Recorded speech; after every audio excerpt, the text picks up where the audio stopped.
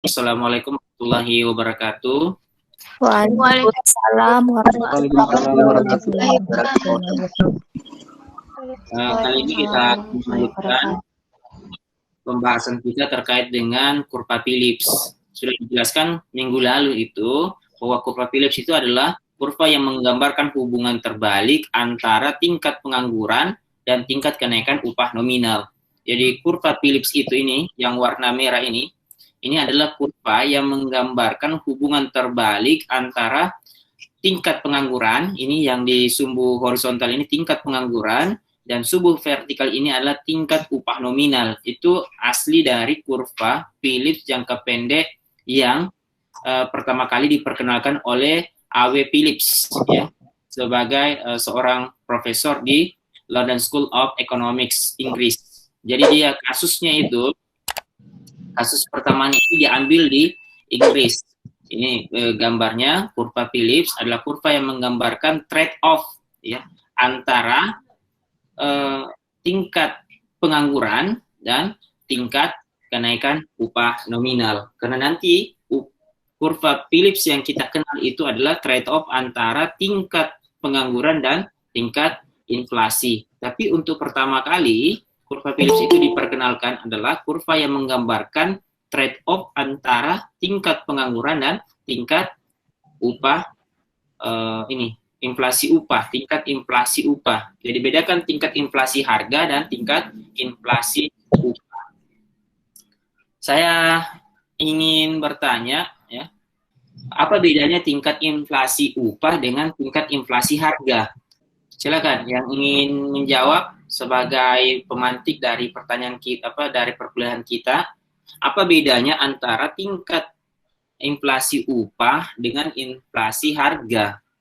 Ya Pak, itu inflasi harga Pak, proses itu inflasi harga itu Pak, proses peningkatannya Pak. Kenaikan harga.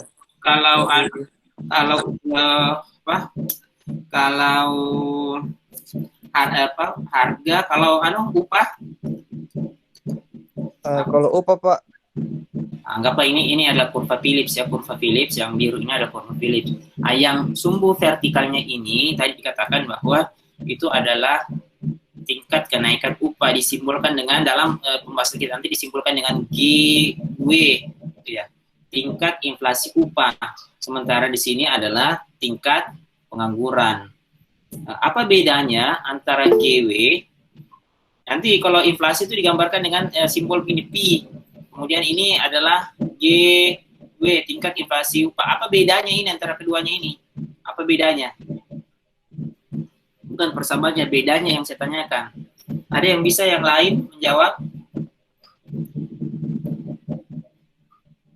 Halo? Ada yang bisa deh? Gampang sekali ingat bahwa tingkat inflasi itu adalah tingkat kenaikan harga, begitu ya? Tingkat kenaikan harga. Jadi tingkat inflasi itu adalah tingkat kenaikan harga. Kita perhatikan pada kurva ini. Lihat persamaan ini ya. GW ini adalah tingkat kenaikan upah, tingkat inflasi upah ini. Maka tingkat inflasi upah GW ini adalah tingkat inflasi upah. Kurva Phillips menunjukkan bahwa upah akan menurun seiring dengan kenaikan tingkat pengangguran.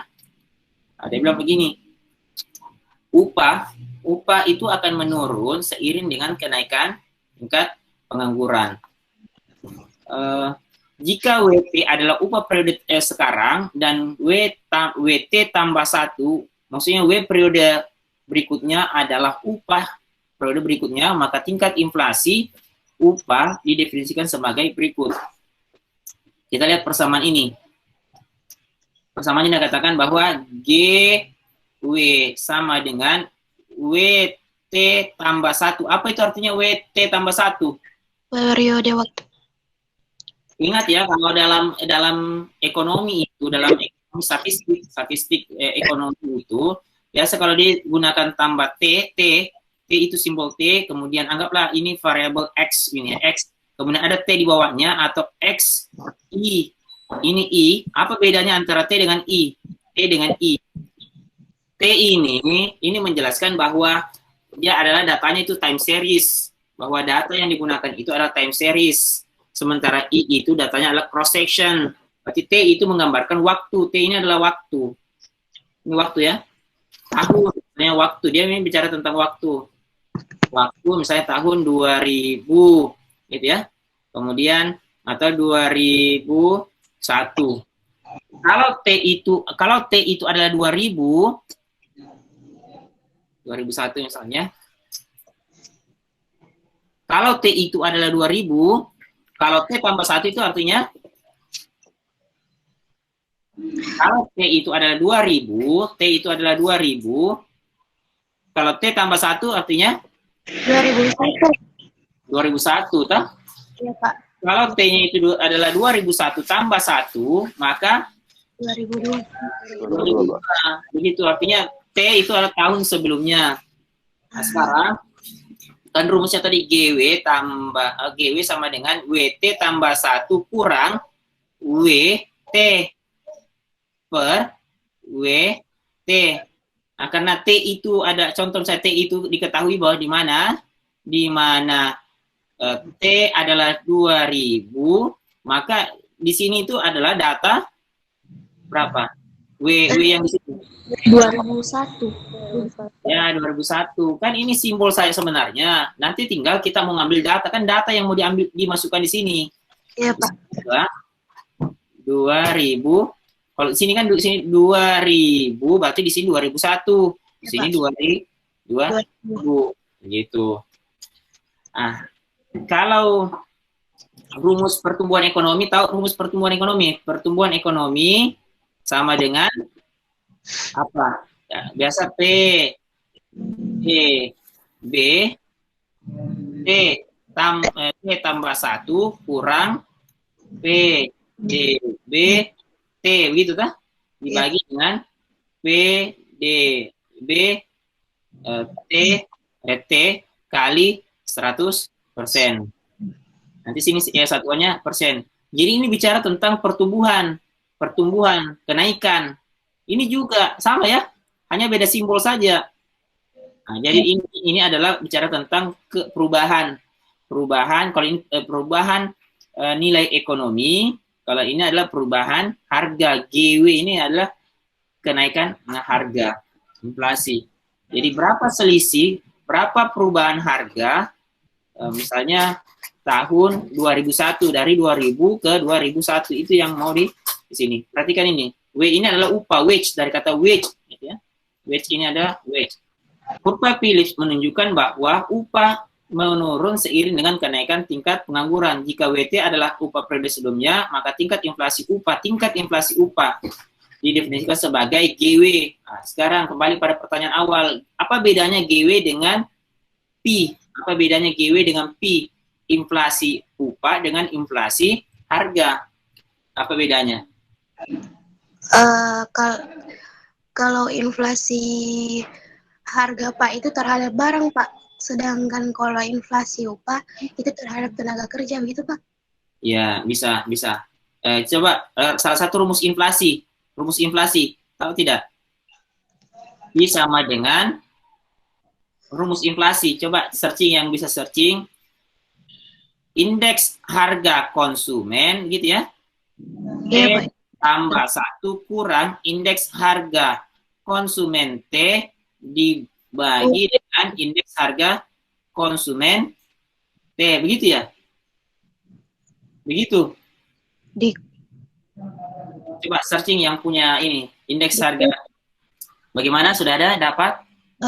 Ini, Pak, indeks harga, indeks IHKT dikurang IHKN kurang 1 per IHKN IHKN kurang 1 dikali 100%. Mengerti saya. Begini ya. IHK T begitu ya?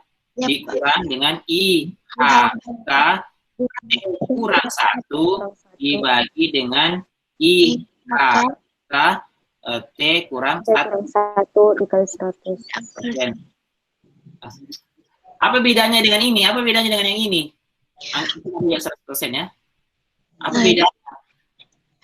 Bedanya itu, Pak, tahun kan kalau ini yang G dia tahunnya ditambah Ki. Misal tahun sekarang ditambah Ki dengan periode berikutnya.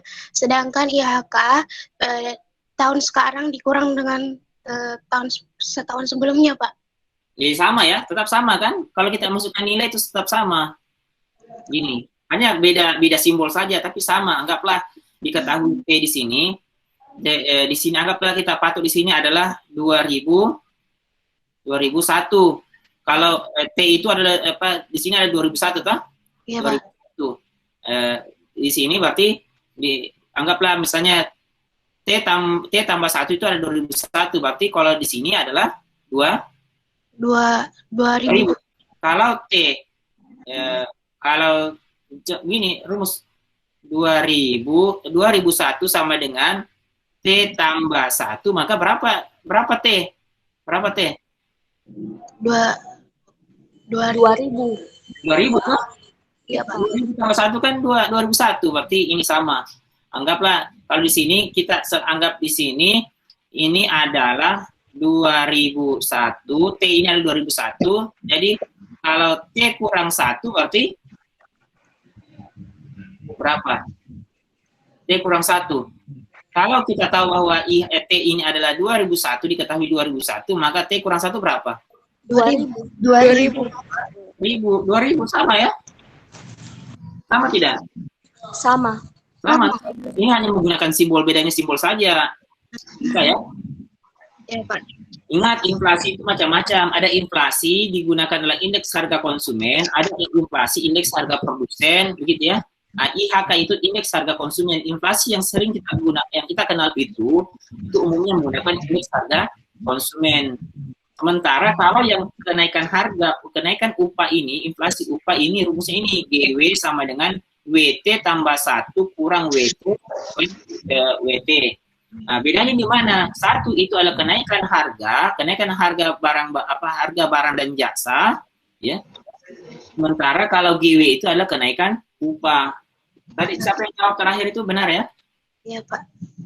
Jadi nanti ada perbedaan. Jadi kurva Phillips pertama itu hanya mengukur melihat perbedaan antara trade off antara tingkat pengangguran dan tingkat kenaikan upah. Sementara kurva Phillips yang kita kenal sekarang itu adalah trade off antara tingkat pengangguran dan tingkat inflasi. Itu nanti akan kita bahas, pelajari. Jadi sudah bisa bedakan ya apa bedanya GW dengan P. Ini nanti semua akan kita pelajari di slide yang akan saya jelaskan.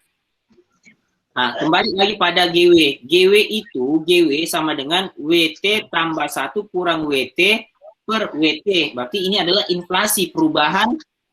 Ini artinya inflasi itu perubahan upah. Kalau kita lihat dalam mata kuliah ekonomi sumber daya manusia sudah pelajari? Sudah, Pak.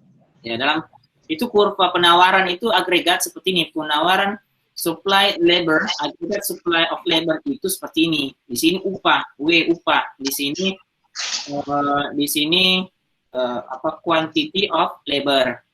Semakin tinggi tingkat upah, berarti semakin tinggi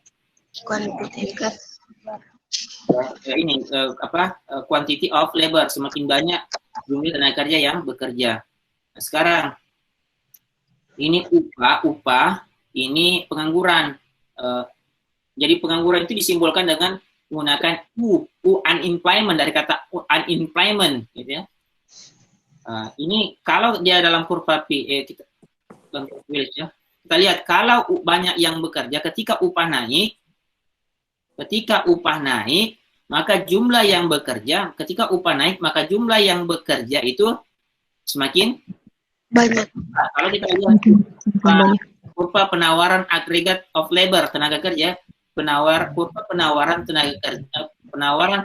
tenaga kerja agregat, ini positif.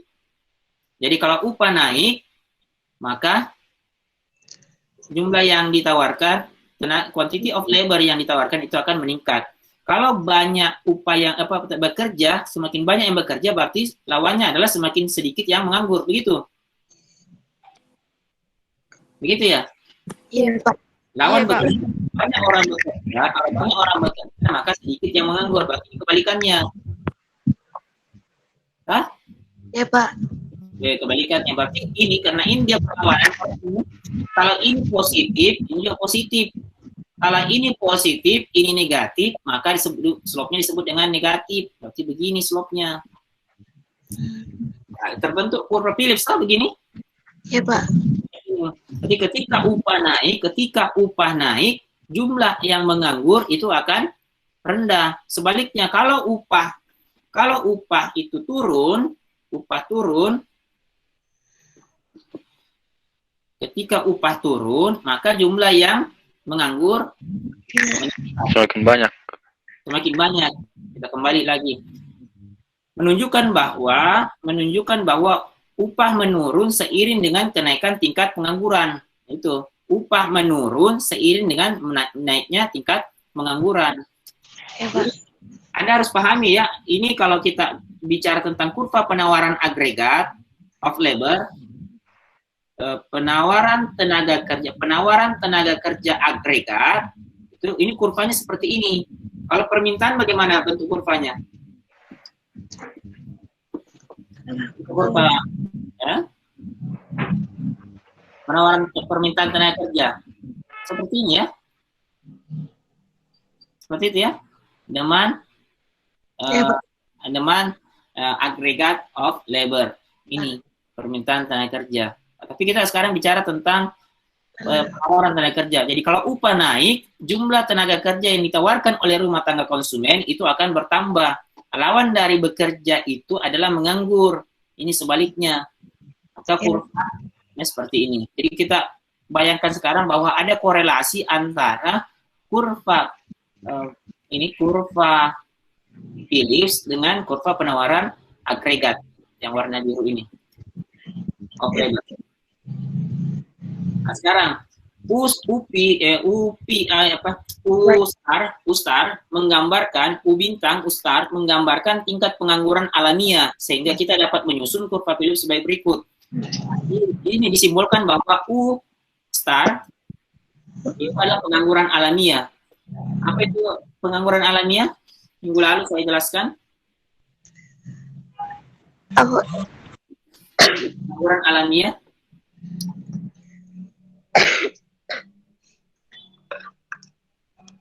Pengangguran alamiah.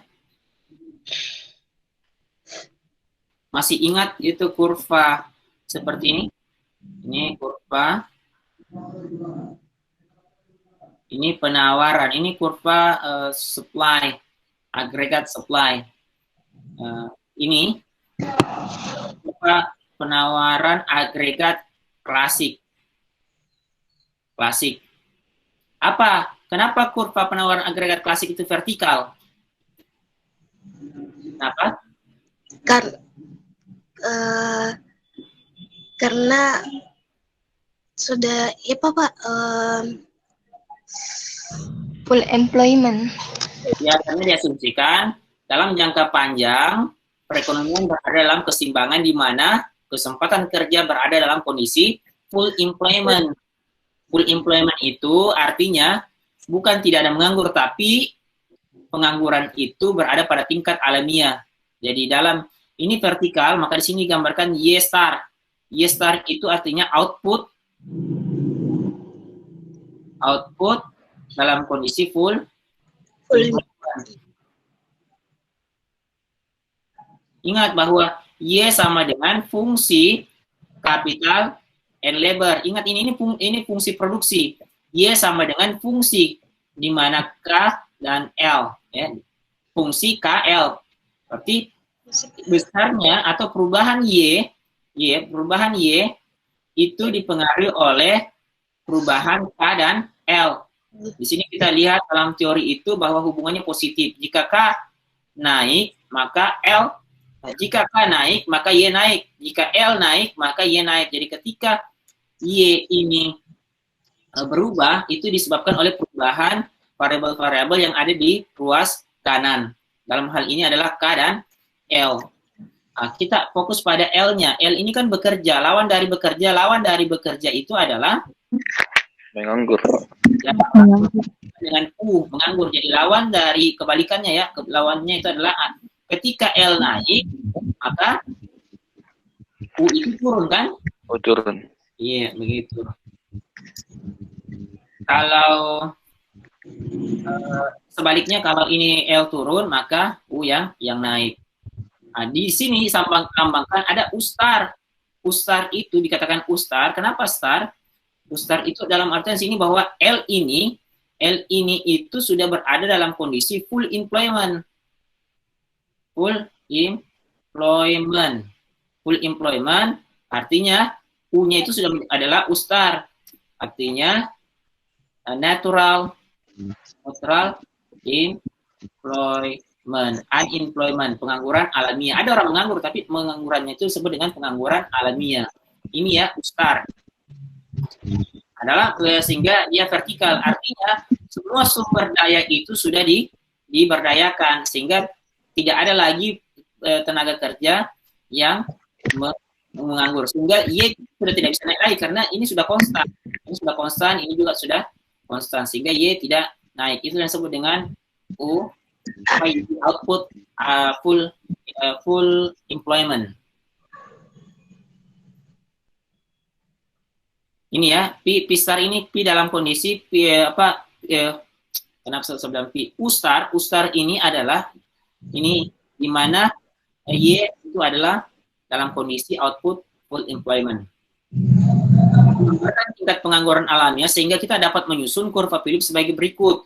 Jadi GW tadi itu GW ini itu selain tadi W tambah 1 kurang WT per WT itu juga bisa diformulasikan seperti ini. GW sama dengan ini simbol apa lagi? Sudah ada yang tahu apa simbol apa nama ini? Yang kayak E ini? Epsilon. Epsilon kali P kali U kurang U star. Ada yang tahu apa yang dimaksud dengan apa artinya kalau U kurang U star? U kurang U star. Ingat ya, U ini adalah pengangguran natural, pengangguran aktual, sedangkan U star ini adalah pengangguran alamiah. Selisihnya ini ada yang tahu apa itu selisihnya? Ada yang tahu? Saya seorang belajar untuk berimajinasi. Kita berimajinasi karena ilmu ekonomi itu dia sifatnya abstrak. Dunia sosial itu yang abstrak itu bisa dipahami. Jadi dengan ilmu eksakt kalau kita ingin melihat ini misalnya virus, kita bisa mengamatinya dalam menggunakan alat yang disebut dengan mikroskop kan. Kita ingin melihat misalnya ini tekanan darah, kita bisa menggunakan alat pendeteksi tekanan darah, kemudian jantung. Kalau dalam ilmu ekonomi, ilmu sosial itu kita menggunakan ini alat-alat yang sifatnya abstrak. Makanya saya berharap Anda bisa berimajinasi. U ini adalah pengangguran aktual. U ini adalah pengangguran aktual, sementara ini adalah pengangguran natural. Ini pengangguran aktual, ini sekarang ada selisih gap ya. Ada gap antara keduanya ini. Ada gap. Ketika U lebih besar daripada U star, berarti ada gap. Gap ini disebut dengan apa? Apa disebut dengan apa? Kan bisa saja begini kondisinya. U itu aktual sama dengan U natural. Bisa saja U aktual lebih besar daripada U natural. Kalau U aktual sama dengan U natural, itu artinya apa? U aktual lebih besar dari natural unemployment, itu artinya apa? Ada yang bisa ini jelaskan? Itu yang disebut dengan unemployment gap. di mana E merupakan tingkat responsif upah terhadap pengangguran. Responsif itu maksudnya respon. Ya. Respon ini kalau kita belajar di ekonometrika ini kita akan mengerti. Persamaan ini menyatakan bahwa upah turun ketika tingkat pengangguran melebihi tingkat pengangguran alamiah. Ketika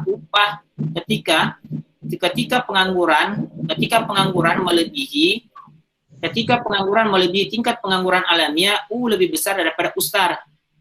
Apa itu? Anda bisa bayangkan.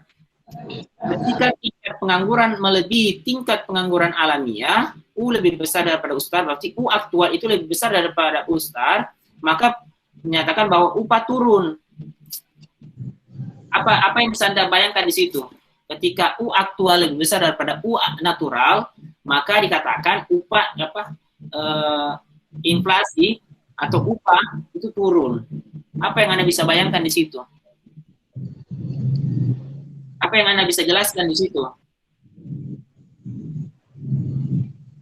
Maka U lebih besar daripada U star, berarti U aktual itu lebih besar daripada pengangguran alamiah, maka artinya pengangguran itu lebih tinggi. Dicontohkan bahwa di Amerika itu ada pengangguran alamiah itu berada pada level 5,2%. Berarti kalau aktual itu lebih besar, bisa saja lebih besar dari 5,2, anggaplah misalnya 6%. Berarti pengangguran naik, tak? Iya, naik. Berarti pengangguran naik. Ketika pengangguran naik, kalau kita lihat kurva Phillips, maka tingkat upah itu turun. Bisa ya? Iya, Pak. Jadi ketika U aktual itu lebih besar daripada U star anggap misalnya 5,2%, berarti kalau lebih besar dari U star, maka U aktual itu lebih besar dari 5,2, anggaplah misalnya 6. Kalau 6 itu berarti ada gap, berarti ada kenaikan tingkat pengangguran. Kalau tingkat pengangguran naik itu, maka upah itu akan rendah. Setiap kata itu harus kita pahami. Setiap kata di sini harus kita pahami. Ini baru PowerPoint, bagaimana buku. Di mana E merupakan tingkat responsif upah terhadap pengangguran, persamaan ini menyatakan bahwa upah turun itu ketika tingkat pengangguran melebihi tingkat pengangguran alamiah. Ketika tingkat pengangguran itu melebihi tingkat pengangguran alamiah, artinya U star itu lebih besar daripada U aktual lebih besar daripada U star. Tanda negatif di sini, tanda negatif ini artinya hubungannya terbalik ya. Makanya ketika upah naik, maka upah itu akan turun. Nah, sekarang kalau kedua persamaan ini kita substitusikan, kita gabung, substitusi itu kita gabung, maka akan lahirlah persamaan yang ini. Ini persamaan ini. Apa arti dari persamaan ini? Kita substitusikan dulu ya, dua persamaan ini. Dua persamaan yang ini kita substitusikan.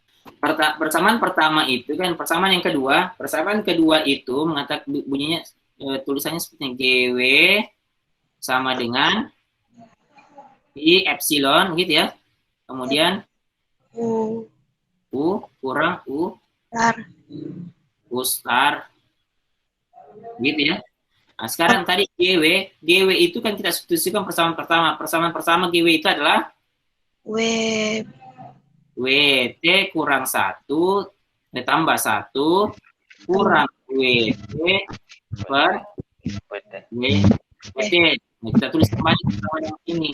Berarti epsilon U kurang U star. Kita sederhanakan persamaan ini. WT kurang 1 per 1 tambah WT. Kita pindahkan ini ya. Kalau ini dari negatif menjadi positif, menjadi WT dari pindah ke sebelah kurang ini U kurang U. Sekarang ini lagi kita kasih pindah ke sini. Ini lagi. Berarti WT kurang tambah 1 sama dengan WT dalam kurung 1 kurang U star.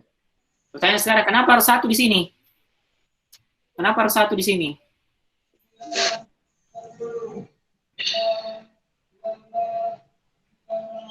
Ingat, ini kan pindah ke ruas kanan, ini kan dia pembagi. Jadi kalau dia pindah ke ruas kanan menjadi pengali gitu ya. Pengali. Oh iya Pak. Coba, WT itu atau begini. Kan sebelum ke sini itu awalnya dia begini dulu, WT kali gitu ya. Kali WT kurang epsilon U kurang U star. Begitu kan? Tapi kalau ini dikali ini berarti dia menjadi WT pangkat 2. Kan tidak begitu kan? Iya Pak. Maka ini WT kali 1 kan WT juga di sini. WT yang ini tadi. Jadi yang satu ini adalah WT yang ini. Nah, kalau WT luar ini adalah WT yang dari bawah ini. Kalau begini bentuknya berarti WT kali WT berarti menjadi WT pangkat 2 toh? Iya Pak. Maka ini persamaannya yang benar. Jadi WT tambah 1 sama dengan WT kali 1 kurang epsilon kali U aktual kurang U star. Kita lihat. Ini, itu artinya dia hasil substitusi. Jadi persamaan ini merupakan hasil substitusi dari dua persamaan sebelumnya. Umpamakan perekonomian berada dalam kondisi keseimbangan.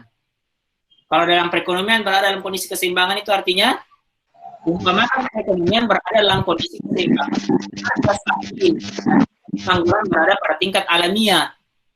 Ada yang bisa gambarkan ini? Umpamakan perekonomian berada dalam kondisi keseimbangan dengan harga stabil dan tingkat pengangguran pada tingkat alamiah. Ada yang bisa gambarkan itu bagaimana? Maksudnya? Kondisi perekonomian dalam kondisi keseimbangan. Kalau kondisi keseimbangan itu ini seimbang antara supply and demand. Ini seimbang nama ini. Perekonomian dalam kondisi keseimbangan. Ini seimbang. Atau begini. Ini kurva penawaran lah. Ini permintaan. Ini kurva penawaran jangka panjang. Ini permintaan. Ini seimbang tidak? Seimbang ini atau tidak? Ini supply, ini demand. Seimbang tidak yang ini kedua? Tidak. Yang lain? Seimbang. Ya? Ini tetap seimbang. Ini terjadi. Ini kan disebut dengan equilibrium, toh? Yeah. Equilibrium. Ini juga disebut dengan equilibrium, keseimbangan. Terjadi keseimbangan. Hanya bentuknya saja satu vertikal untuk kurva supply-nya. Terjadi keseimbangan. Nah, ini adalah sumbu P, ini sumbu Q, sumbu Y, gitu ya. Ini maksudnya yang vertikal ini adalah P. Kalau yang ini kan Y, ini adalah P price. Umpamakan perekonomian berada dalam kondisi keseimbangan dengan harga stabil. Anggaplah ini contoh ini disebut dengan ini adalah P stabil. Ini P1 ini stabil. Ini adalah stabil ya. Ini harga yang stabil normal. Ini Y yang stabil, ini Y stabil. Kemudian terjadi kenaikan stok uang yang beredar, berarti uang bertambah. Tahu kurva penawaran uang? Pernah lihat kurva penawaran uang? Pernah lihat kurva penawaran uang? Ya, begini kurva penawaran uang. Ini tegak lurus begini, vertikal juga. Ini kurva permintaan uang. Di sini apa? Vertikalnya apa? R ya. Di sini adalah quantity of money. Biasa disimbolkan dengan M.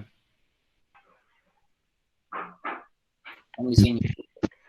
Ya, M supply, ini M demand sama dengan Y.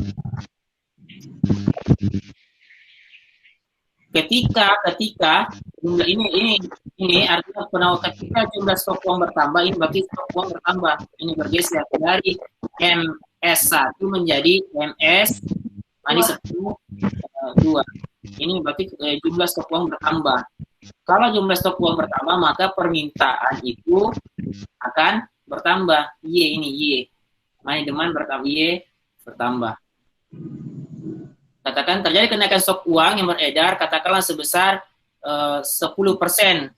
Baik harga maupun upah naik 10%. Kenapa bisa stok uang beredar itu bertambah menyebabkan kenaikan upah dan harga itu naik juga? Nah, gimana? Ada yang bisa jelaskan lagi? Ulang gimana Pak? Tadi.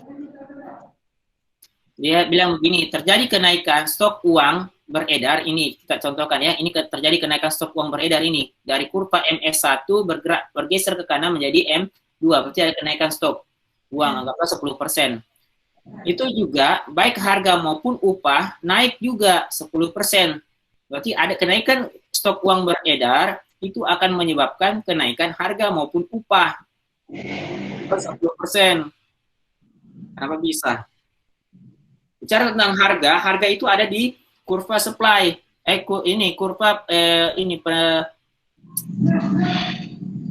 Kurva ini, apalagi namanya? Kurva permintaan dan penawaran maupun pasar input. Berarti kita bicara lagi pada pasar output ini. Berarti bicara tentang permintaan, ada kenaikan, katanya ada kenaikan harga. Ada kenaikan harga maupun upah. Dan harga maupun upah akibat dari kenaikan stok uang.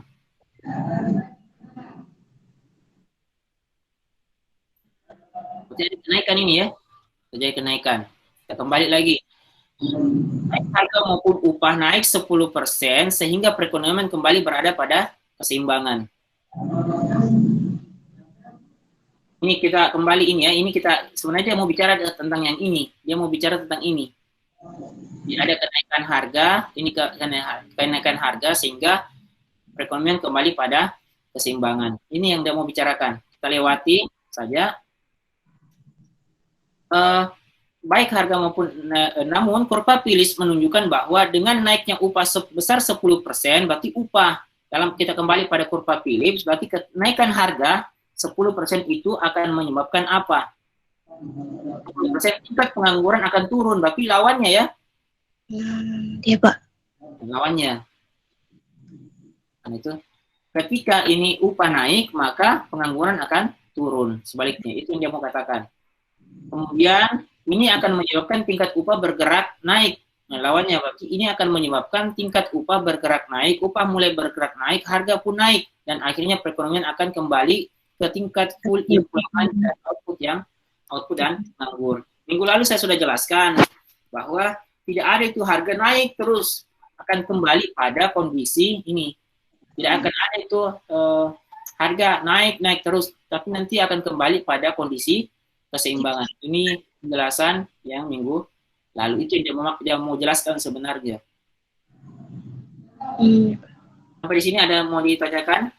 Gunakan persamaan di atas, tingkat upah relatif terhadap tingkat upah sebelumnya. Agar upah naik melewati tingkat sebelumnya, pengangguran harus turun di bawah tingkat alamiah. Berarti kalau pengangguran turun di bawah tingkat alamiah, berarti U lebih kecil daripada U star, gitu ya. Ketika agar upah naik melewati tingkat sebelumnya, ketika upah naik melewati tingkat sebelumnya, maka pengangguran harus turun di bawah tingkat alamiahnya. Sampai di sini ada yang mau ditanyakan, deh? Ada yang mau ditanyakan?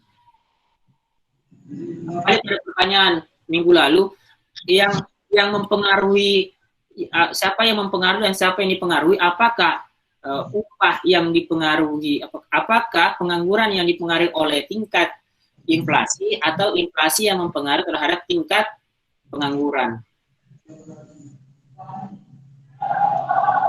Apakah pengangguran yang mempengaruhi terhadap tingkat inflasi atau inflasi yang mempengaruhi terhadap tingkat pengangguran?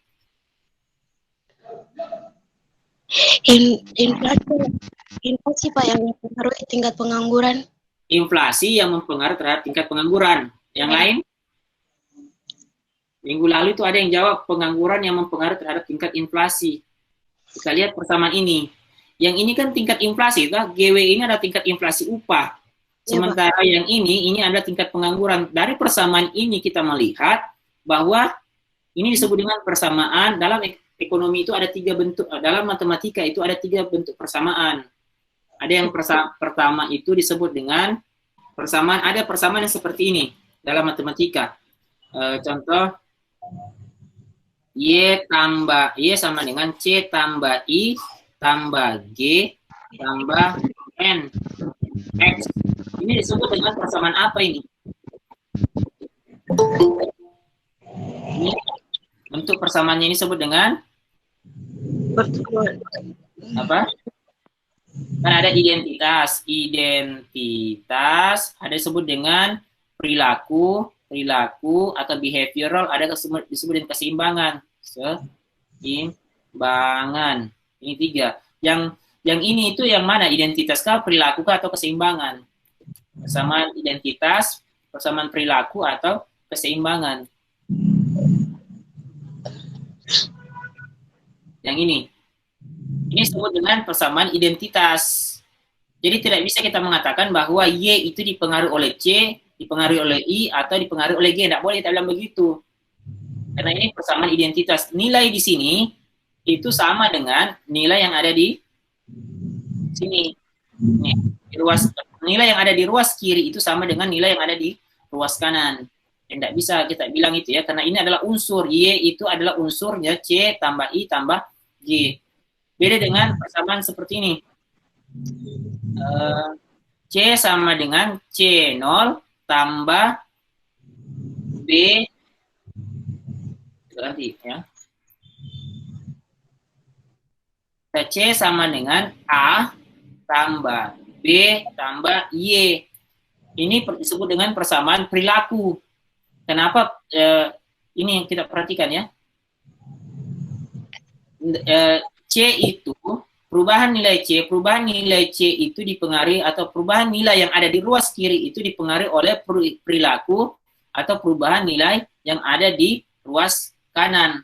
Jadi perubahan nilai C yang ada di ruas kiri ini itu disebabkan oleh perubahan nilai yang ada di ruas kanan. Ini disebut dengan persamaan perilaku atau behavioral equations, persamaan perilaku. Biasa itu ditandai seperti ini, ada seperti koefisien-koefisiennya. Ya, ada koefisien-koefisiennya seperti ini. Kalau ini tidak ada, ini sama jadi dengan A tambah B tambah C tambah D yang ini ya. Bisa? Iya, Pak. Coba kita lihat persamaan yang ini. Ini ada koefisien, ini ada E-nya ini. Kalau ini persamaan identitas, yang di atas ini persamaan identitas ya. Ini persamaan perilaku yang di bawah ini. Kita lihat ini ada yang ada koefisien-koefisiennya ini. Ini. Maka di sini jelas. Ini artinya bahwa nilai G itu dipengaruhi oleh nilai yang ada di ruas kanan, yaitu nilai U. Variabel U. U itu pengangguran. Berarti pengangguran lah yang mempengaruhi terhadap tingkat inflasi. Oh iya, Pak. Ya, kalau ini persamaan identitas, kalau ini persamaan perilaku. Kalau persamaan keseimbangan itu biasa contohnya gini.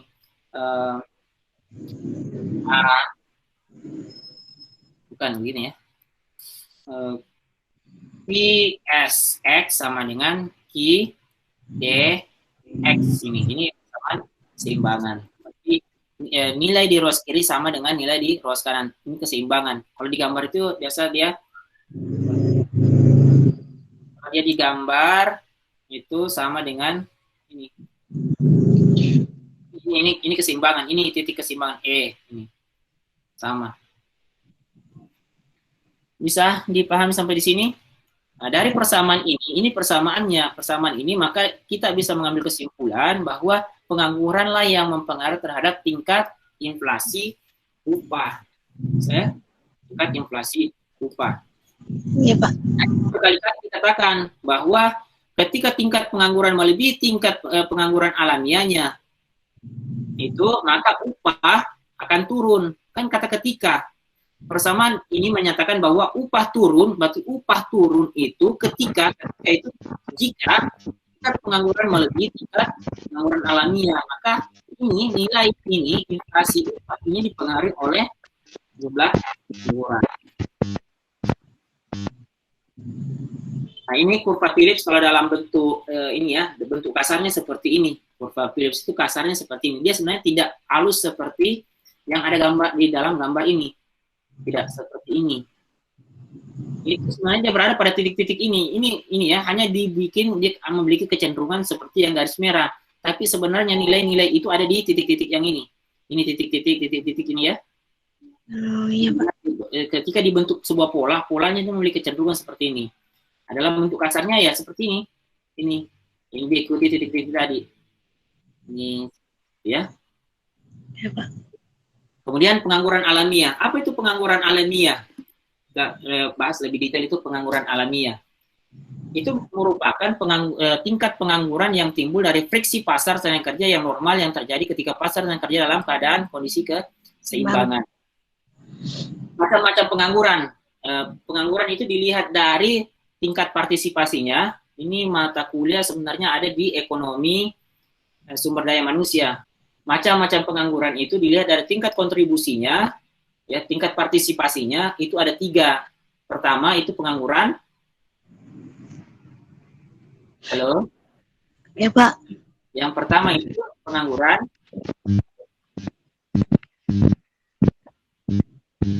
Kenapa hanya satu orang, yang lain mana? Yang pertama itu disebut dengan pengangguran terbuka. Ini dilihat dari tingkat partisipasinya.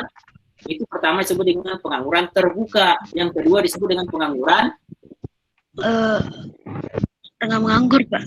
ya setengah menganggur. Ya, Kemudian yang ketiga itu disebut dengan pengangguran terselubung. Jadi ini dilihat dari tingkat partisipasinya. Pengangguran terbuka, pengangguran setengah menganggur, dan pengangguran terselubung. Dilihat dari sebabnya itu terbagi ada banyak ya. Dilihat dari sebabnya.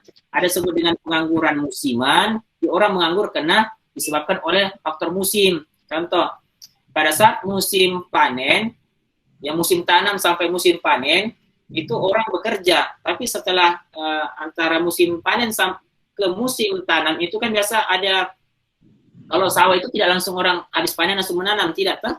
Iya Pak, ya Pak. Di situ ada orang petani itu mulai menganggur, orang tidak bekerja, itu disebut dengan pengangguran musiman. Dia menganggur, dia tidak bekerja karena faktor musim. Dia pada musim pasca tanam sampai pada pasca panen sampai pasca tanam. Ada juga pengangguran disebut dengan pengangguran, apalagi yang lain?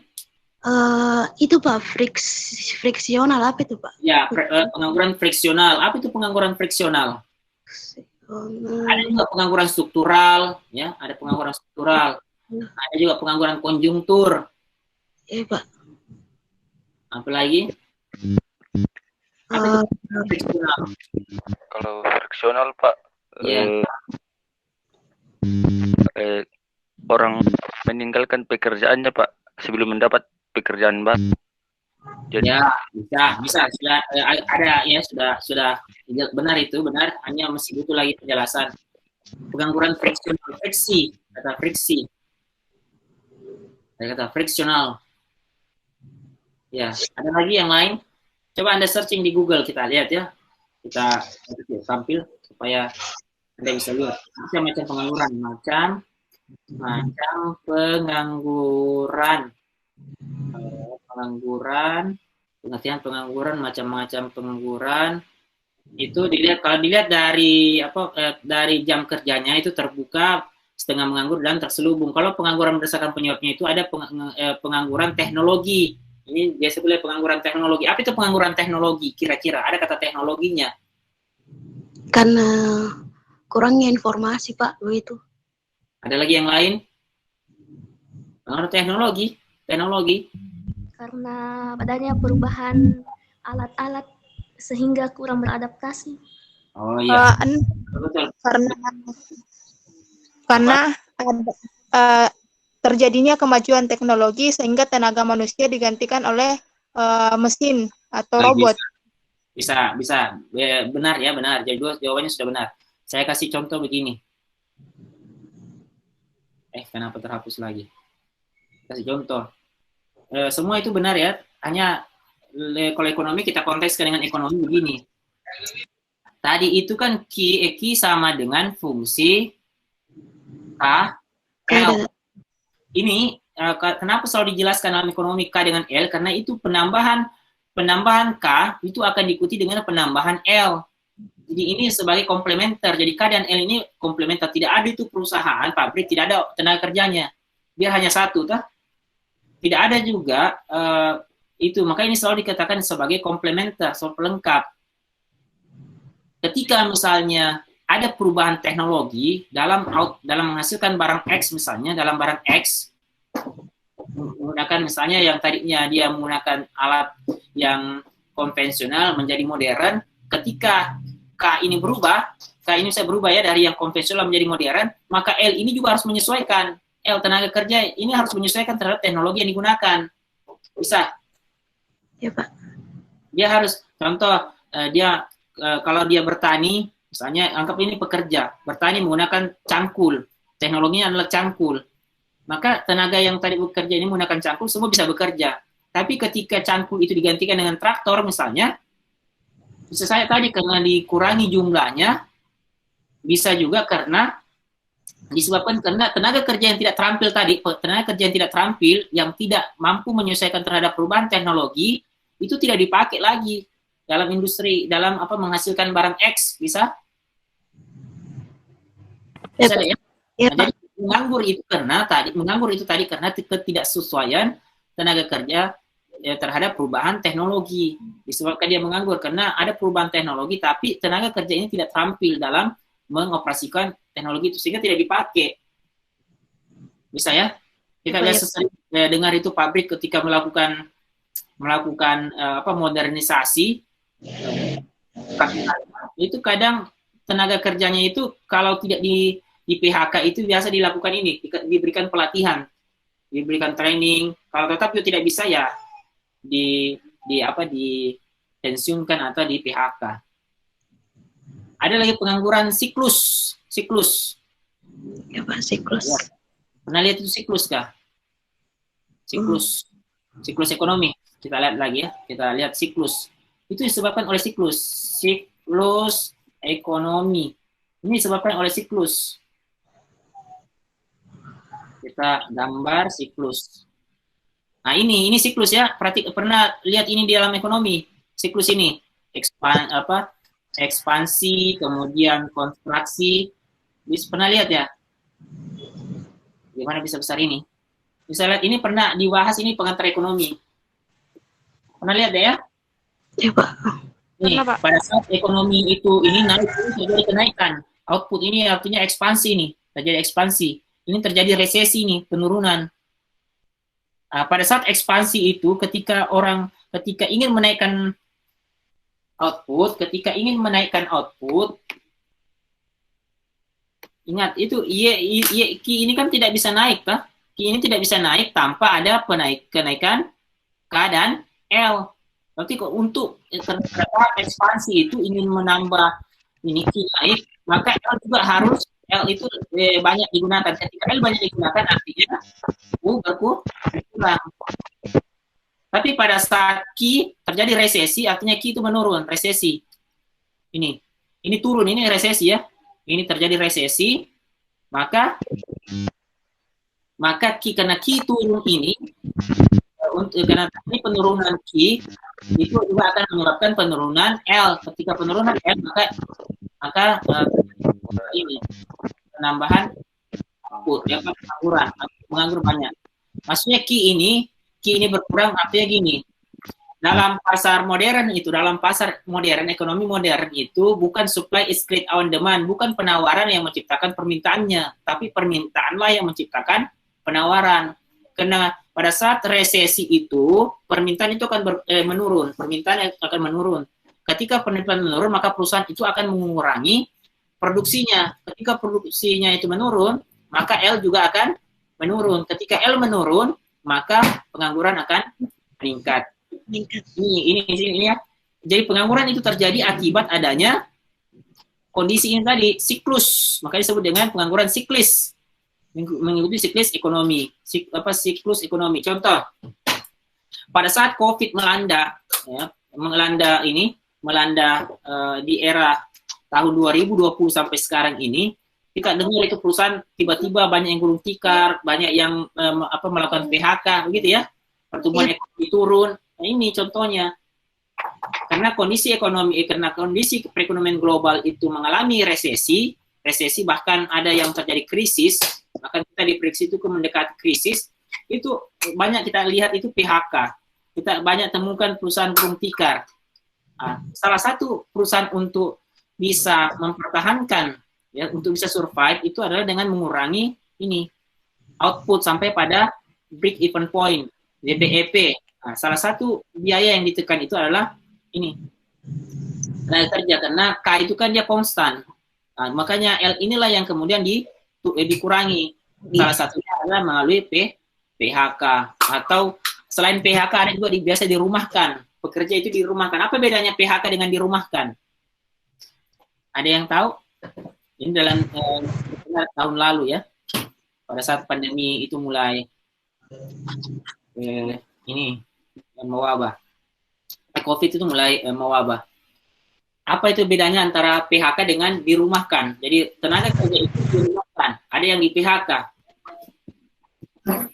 Kalau dirumahkan Pak berarti bekerja dari rumah dan masih bisa digaji. Kalau PHK itu dan sudah tidak digaji nih Pak. Ya, artinya Anda paham itu adalah bekerja dari rumah, work from home gitu ya. Sama dengan Anda sekolah belajar dari study from home begitu. Begitu deh ya. Halo? Ya Pak. Iya. Ini enggak apa-apa ya, enggak apa-apa. Saya luruskan bahwa itu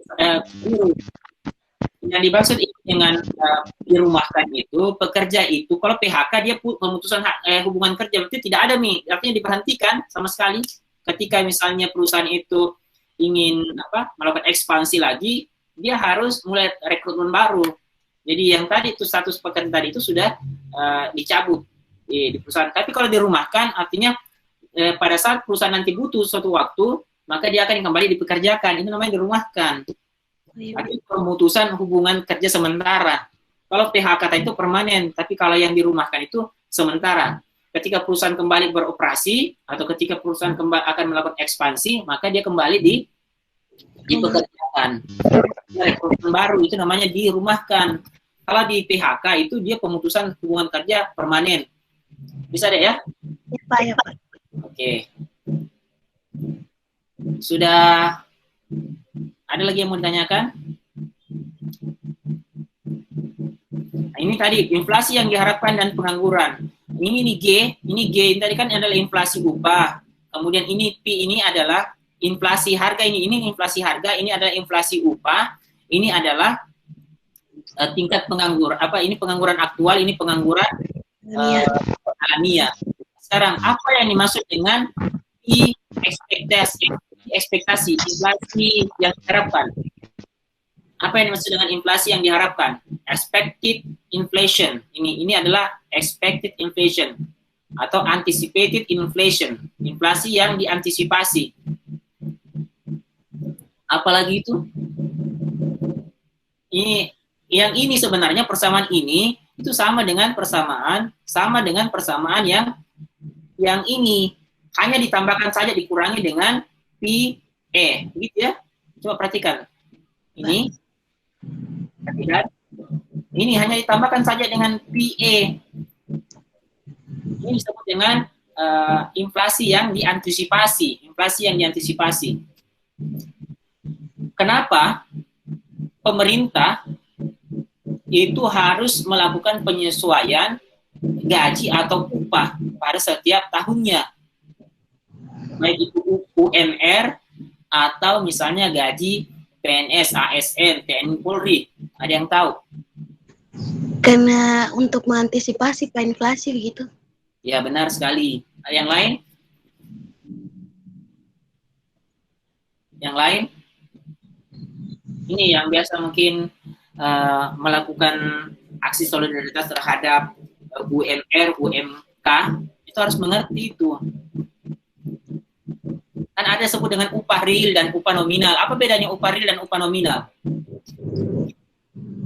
Apa bedanya upah real dan upah nominal?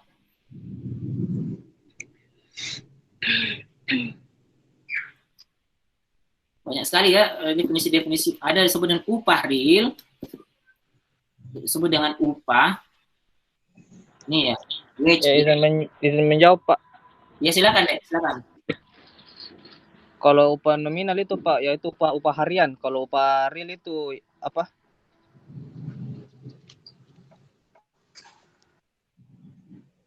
Apa? Lanjut. Tidak apa-apa salah deh, tidak apa-apa salah. Namanya yuk kita belajar. Atau begini, berapa upah sekarang? Berapa Rian Jamaludin? Berapa UMR sekarang deh? Halo? Iya Pak. Berapa sekarang UMR atau UMP? UMK?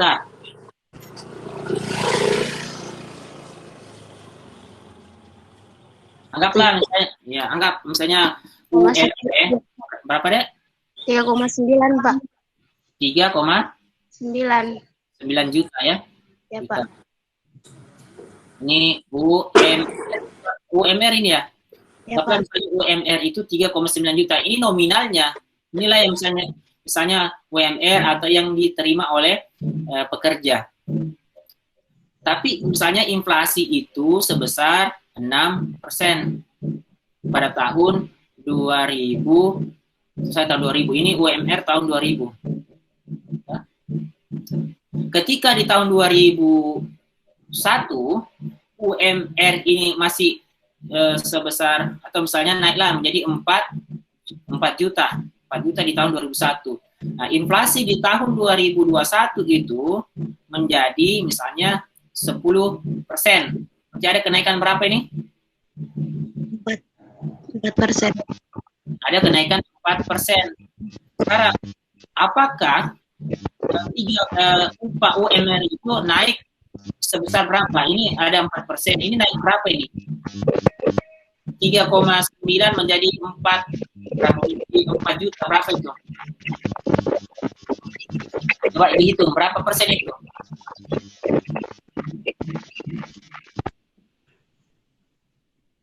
Berapa persen?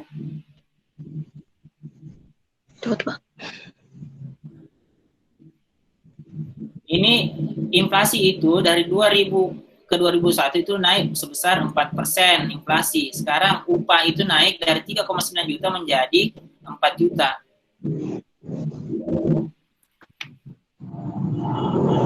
Berapa kenaikan ini upah? 2% Pak.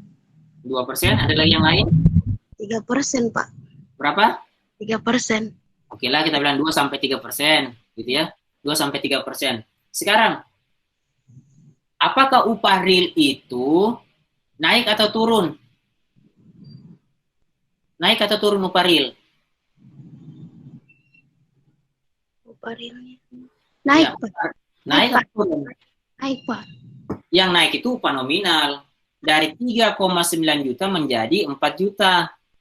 Ini upah nominal yang naik.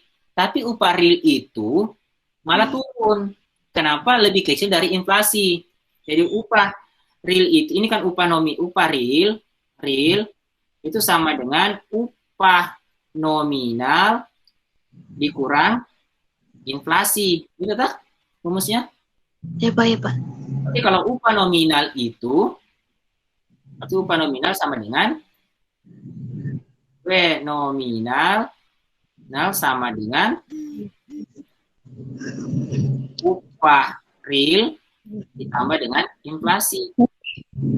Jadi upah nominal yang harusnya itu adalah upah real ditambah dengan inflasi. Oh ya Pak. Nah sekarang, tapi upah real itu tidak naik sebenarnya, malah turun karena lebih kecil daripada kenaikan upah real itu lebih kecil daripada kenaikan upah nominal. Kenaikan upah nominal itu lebih kecil daripada kenaikan inflasi. Oh ya Pak. Harusnya naik. Coba kalau 3,9%, coba kita lihat ya. Ya supaya semua lihat yang malas menghitung. Yang malas juga menghitung ya.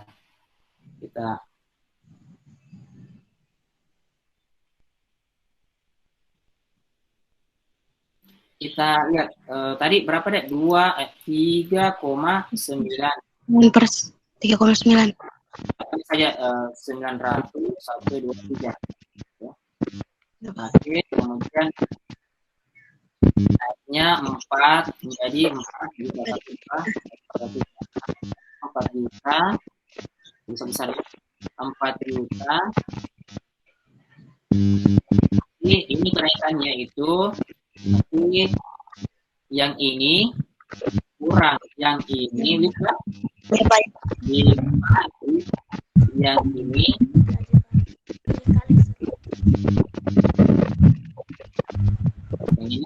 dikali 100. 2,56%. Sekarang kalau 3.900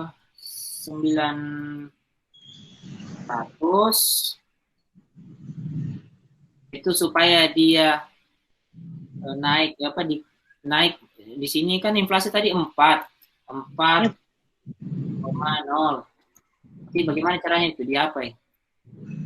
Di Sini harusnya maka kita cari 4% dari ini berapa? Kita cari dulu ya. 4% ini 4, ini di yang ini mana? Ini kita hapus dulu ini. Ya, di sini ini yang ini itu sama ini, kemudian dikali dengan ini ya, bagaimana rumusnya itu? Ini kemudian dikali dengan berapa? 4 dibagi 100 begitu. Maka dia harus naiknya itu adalah 156 kenaikannya. Sekarang di sini yang ini ditambah dengan yang ini, maka harusnya upah itu supaya dia sama, upah real itu tetap ini bukan naik ya. Dia harus naiknya itu adalah 4.056.000. Kalau 4 juta saja, itu artinya 4 juta saja berarti kenaikannya itu lebih kecil dari begitu ya? Ya Pak. Ngerti Pak. Iya, bisa dipahami. Ya Pak. Ini upah harusnya itu kan kenaikan inflasi. Mana tadi itu?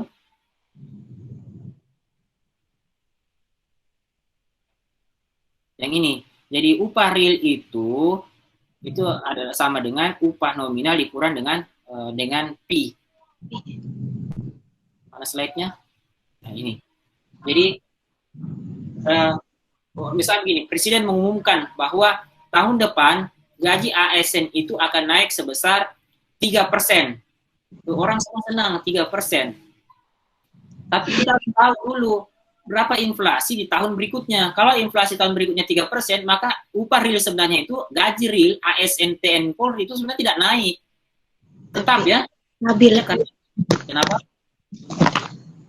Tetap ya.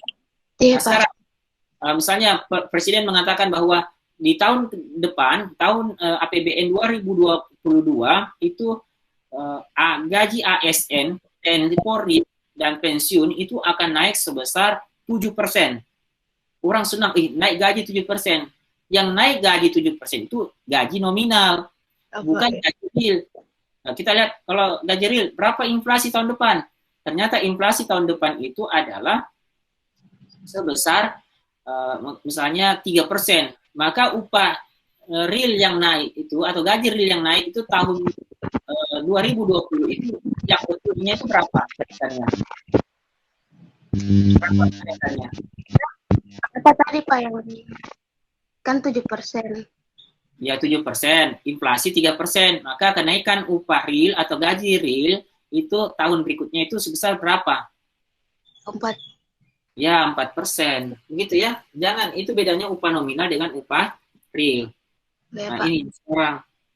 Nah, di sini dikatakan ada yang hilang dari kurva Phillips sederhana.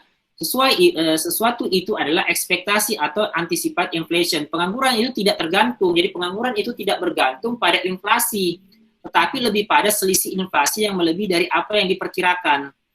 Jadi inflasi itu, pengangguran itu tidak bergantung pada inflasi. Dia katakan bahwa tidak bergantung pada inflasi seperti yang sebelumnya dijelaskan. Tetapi dia bergantung pada selisih inflasi. Nah, ini selisih inflasi. Ya, selisih inflasi. Di mana PE merupakan tingkat ekspektasi inflasi harga. Dengan mempertahankan asumsi upah real konstan, upah real ini tadi upah real konstan, inflasi aktual ini P itu akan sama dengan nilai upah, maka persamaan untuk kurva Phillips versi modern, ini versi modern dengan the inflation expectation augmented Phillips curve. Ini. Ada yang bisa artikan ini, P sama dengan P expectation dikurang dengan epsilon U kurang ini. Ustaz. Ya. Ini kurva Phillips modern ini. Kurva Phillips modernnya ditambahkan dengan P epsilon, P ekspektasi. Jadi ini katakan inflasi itu, dikatakan bahwa inflasi itu sama dengan inflasi ekspektasi dikurang dengan epsilon U kurang ini. Yang coba kalau kita potong sampai di sini, ini saja ya.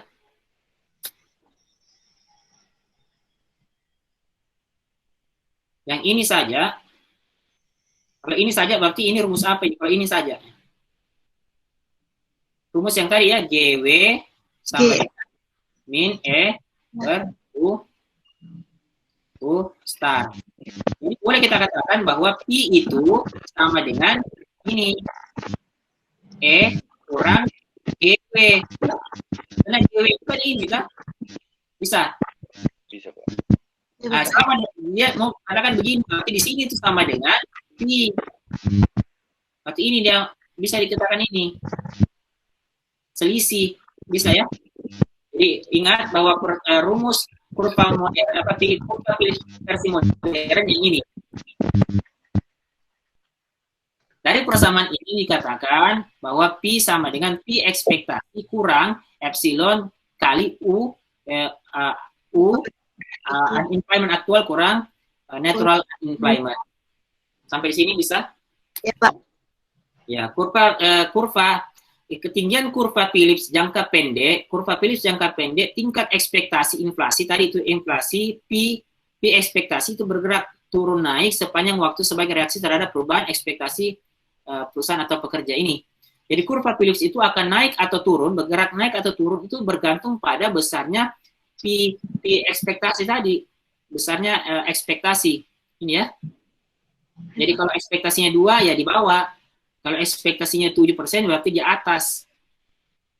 Misalnya peran ekspektasi inflasi P dalam pergerakan kurva Phillips menambah mekanisme penyesuaian otomatis lainnya terhadap sisi penawaran akibat perekonomian.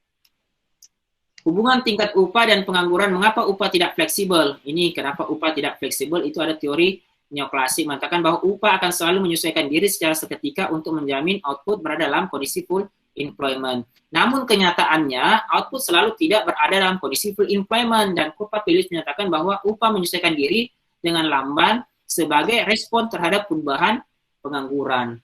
Jadi dikatakan bahwa upah itu tidak menyesuaikan dengan seketika seperti yang dikatakan oleh teori neoklasik. Kenapa bisa upah tidak mampu menyesuaikan seketika, tidak menjadi ini apa lagi namanya itu penstabil otomatis. Kenapa? Teori neoklasik mengatakan bahwa upah akan selalu menyesuaikan diri secara seketika untuk menjamin output berada dalam kondisi full employment. Tapi dalam kenyataannya kurva Phillips itu menunjukkan bahwa upah menyesuaikan diri dengan lamban, tidak seketika, sebaliknya, sebagai respon terhadap perubahan pengangguran. Kenapa bisa?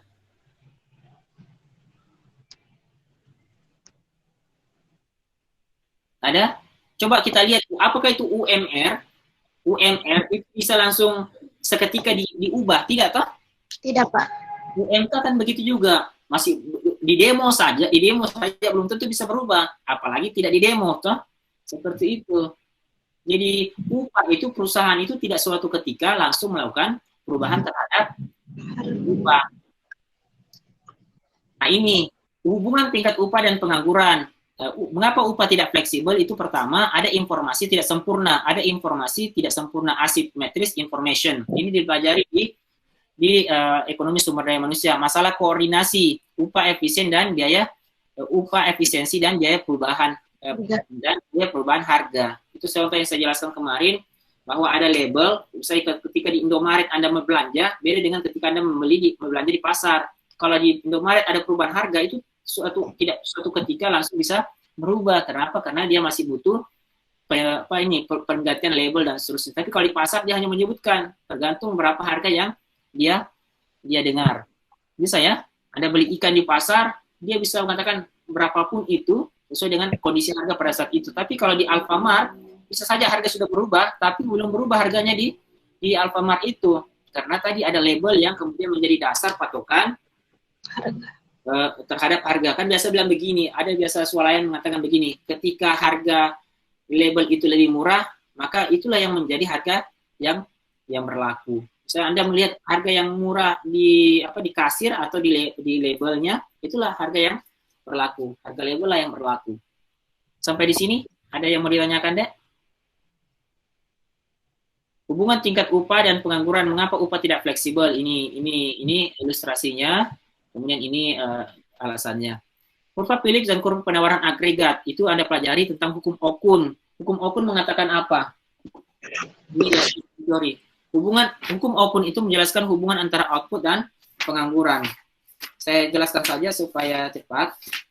Hukum Okun itu mengatakan, ada yang biasa terbalik-balik. Hukum Okun mengatakan setiap penambahan 1 poin pengangguran, 1 poin pengangguran, ketika setiap penambahan 1 poin itu bisa saja 1%, bisa saja Rp1, maka 1 orang pengangguran akan menurunkan PDB sebesar 2%. Jadi setiap kenaikan pengangguran sebesar 1% itu akan mengurangi output sebesar 2%. Ini ingat ya, ini biasa teori banyak juga dijadikan sebagai teori dalam skripsi. Hukum Okun mengatakan setiap kenaikan pengangguran sebesar 1% maka akan mengurangi output sebesar 2%. Kemudian ada hubungan harga yang diperkenakan perusahaan atas biaya mereka, kemudian hubungan kurva Phillips antara upah dan pengangguran. Anda bisa baca di dalam referensi, di sini saya tidak sempat jelaskan. Kalau tidak ada, saya closing pertemuan kita dengan membaca hamdalah. Alhamdulillahirabbil alamin. Assalamualaikum warahmatullahi wabarakatuh.